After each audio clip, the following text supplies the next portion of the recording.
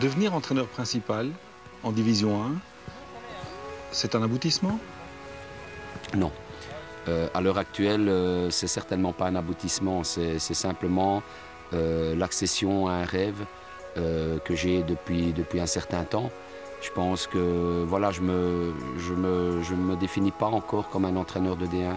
J'espère pouvoir le faire dans 10 mois, en ayant réussi à faire une bonne saison avec le groupe, en ayant prouvé que par rapport à mes antécédents, à savoir pas de carrière de joueur intéressante et une carrière naissante d'entraîneur au niveau national et professionnel, que je peux réussir mon pari. Mais à l'heure actuelle, je suis toujours je vais dire, dans l'aspect de test. Alors viens avec moi, Mourad, Francis, Steven, Jonathan, Onou, Guillaume. Comme entraîneur du Sporting de Charleroi, c'est le club de ton enfance, c'est ça qui est fabuleux. Ouais. Ça, j'y ai rêvé maintes fois et voilà, y être aujourd'hui, c'est quelque chose de fabuleux parce que j'ai passé toute mon enfance autour du stade de Charleroi. J'y ai joué pendant plusieurs années. J'allais voir cette équipe jouer, c'était la folie. Et quelques années après, me retrouver à la tête de l'équipe avec des anciens joueurs avec qui j'ai joué qui sont là chez les jeunes, avec l'encadrement de certaines équipes de jeunes, avec des personnes qui m'encadraient à cette époque-là. Voilà, c'est quelque chose d'extraordinaire. Ouais.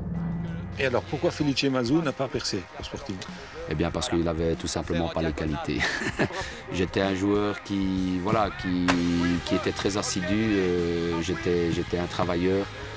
J'ai toujours écouté ce qu'on m'a dit, malheureusement arrivé à 18 ans, donc j'ai touché à l'équipe réserve. Et puis tout le monde s'est rendu compte, et moi en premier, que je n'avais pas les qualités pour jouer au plus haut niveau. Et donc voilà, je me suis dirigé vers des études et vers mon service militaire. Et tout s'est arrêté là, à ce niveau-là. Ouais. À côté des 2 mouvements qu'on a fait de la semaine, je vous ai ajouté de la finition supplémentaire pour que vous preniez un peu plaisir à toucher les filets. Okay, donc l'objectif, c'est de toucher les filets. Faites pas ça n'importe comment, mettez de la concentration, okay, et de la vivacité.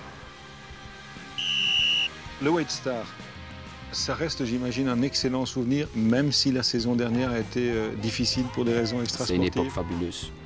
C'est une époque fabuleuse parce que j'ai eu un groupe avec une mentalité exemplaire, avec une envie de travailler. Si je leur avais demandé de jouer à genoux, je sais qu'ils auraient joué à genoux. J'avais un groupe fabuleux, ajouté à la qualification en quart de finale de Coupe de Belgique, ajouté à la montée, ajouté au gain de la première tranche. C'est vraiment, jusqu'à présent, la plus belle époque, je vais dire, de ma carrière d'entraîneur. Tu aurais préféré commencer en D1 avec le White Star ou le Sporting de Charleroi? Les deux, c'est pas possible. Alors, au niveau, je vais dire répondre à préféré, si je veux répondre à ce terme préféré, je pense que c'est avec Charleroi. Mais pour mon épanouissement personnel, pour intégrer l'AD1, peut-être que ça aurait été mieux de monter en D1 avec le White Star. Je pense que je me serais rapproché de la réalité beaucoup plus vite en ayant beaucoup de points de repère, que ce soit au niveau de la direction, que ce soit au niveau des joueurs. Les points de repère, je les aurais trouvés plus vite. La saison passée, tu as eu un contact avec le Standard, ça ne s'est pas fait. Vu ce qui se passe maintenant et ta nomination à Charleroi, sans regret? Aujourd'hui, je n'ai pas de regret. Un mois après avoir pris cette décision où j'ai dû la prendre par la force des choses, voilà, j'avais des regrets parce que de la façon dont ça a tourné au White Star, c'était pas bien que je n'y sois pas allé. Maintenant, aujourd'hui, vu comment ça se passe là-bas, vu mes antécédents toujours, vu la façon dont j'aurais été reçu, je n'aurais certainement pas été reçu de mieux que M. Luzon. Je pense que je suis mieux à ma place ici aujourd'hui.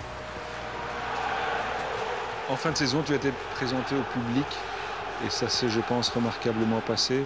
Ça t'a véritablement touché? Oui, ça m'a véritablement touché. En fait, j'appréhendais ce moment-là, pas que je sois quelqu'un de stressé, quelqu'un qui ait peur de quoi que ce soit, parce que être là où je suis aujourd'hui, si j'appréhendais les choses, je ne pense pas que j'y serais arrivé. Mais effectivement, voilà, entraîneur qui débarque de D2, être présenté devant quelques milliers de supporters parce que c'était quand même le dernier match des playoffs et le Sporting pouvait encore se qualifier. Je l'appréhendais un peu et finalement j'ai été vraiment touché, excessivement surpris de l'accueil que j'ai eu du public. Vous n'êtes pas concentrés? Non, tu dois pas être là. C'est Guillaume qui est là. Ils sont pas là, tu mets un ballon comme ça, les yeux fermés.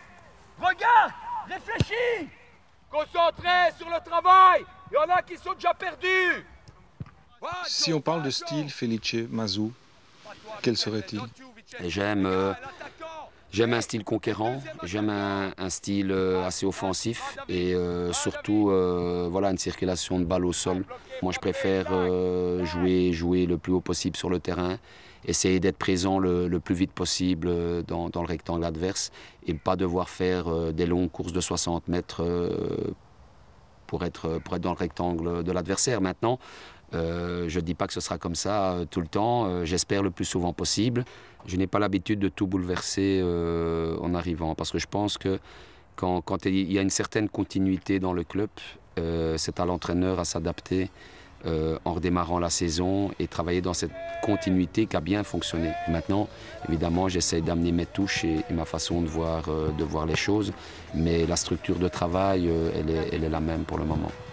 Dans le staff actuel, dont tu es le leader, il n'y a quasiment plus que des Italiens. Avec, oui, mais ça c'était une Mario Notaro et c'était une priorité dans mon contrat. Ah, c'était une priorité dans mon contrat. En fait, on est tous des Italiens et Philippe Simonin est un Corse. Donc c'est quasiment la même chose, il comprend l'italien, il parle l'italien. Donc j'ai bien voulu venir, ma condition qu'on soit quasiment tous des Italiens. Oui. Tu aurais un jour dit à ton père, je te promets d'un jour entraîner en division 1, c'est vrai ça? Ouais. J'ai eu un déclic à la sortie, je veux dire à la fin de mon ère marchienne, où j'ai commencé vraiment les groupes seniors à entraîner à Marchienne en promotion. J'ai senti que j'étais vraiment hyper motivé pour ça. Et j'ai dit à mon père, effectivement, papa, un jour j'entraînerai en D1. Et je suis heureux qu'il soit toujours là voilà, pour le voir. Tu ne lui as pas promis d'être un jour champion avec Charleroi? Non, ça je lui ai pas promis. Peut-être que dans mon intérieur, j'y pense. Je pense à cette période Oissé, je pense à cette période Zetterberg. C'est une période que j'aimerais aussi revivre et toucher. Ouais. Mais bon, on verra.